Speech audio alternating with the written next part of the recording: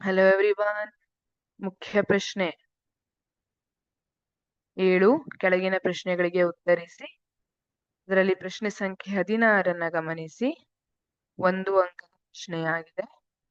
Hydrochloric ಆಮ್ಲವನ್ನು ಪ್ರಬಲ ಆಮ್ಲ ಎನ್ನಲಾಗುವುದು ಏಕೆ?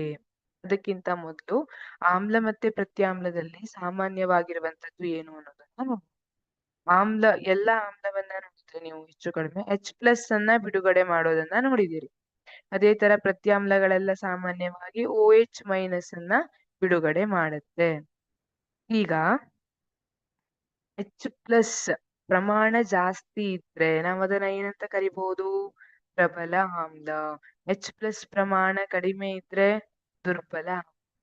ಅದೇ ತರ ನೀರಿನಲ್ಲಿ ವಿಲೀನಗೊಳಿಸಿದಾಗ OH- Hಗೆ ಬಿಡುಗಡೆ ಆದ್ರೆ ಅದನ್ನ ಏನಂತ ಕರಿತೀವಿ? ಪ್ರಬಲ ಪ್ರತ್ಯಾಮ್ಲ.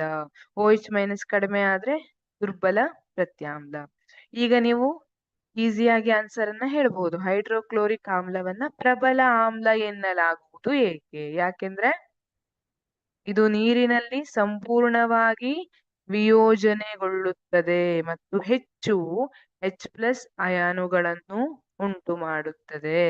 ಇಲ್ಲಿ HCl ಏನಿದೆ ಅದು ನೀರಿನಲ್ಲಿ ಸಂಪೂರ್ಣವಾಗಿ ವಿಯೋಜನೆಗೊಳ್ಳುತ್ತದೆ. ಇಲ್ಲಿ H+ ಅಯಾನು ಅಥವಾ H3O+ ಅಯಾನು. H+ ಇರುವಂತದ್ದು H2O ಜೊತೆ ಸೇರಿ H3O+ ಅನ್ನ ಉಂಟು ಮಾಡಿರುತ್ತೆ. ಪ್ಲಸ್ Cl-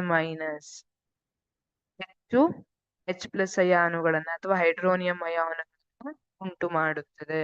ಆ ಕಾರಣಕ್ಕಾಗಿ ಹೈಡ್ರೋಕ್ಲೋರಿಕ್ ಆಮ್ಲವನ್ನು ಪ್ರಬಲ ಆಮ್ಲ ಎನ್ನಲಾಗುವುದು.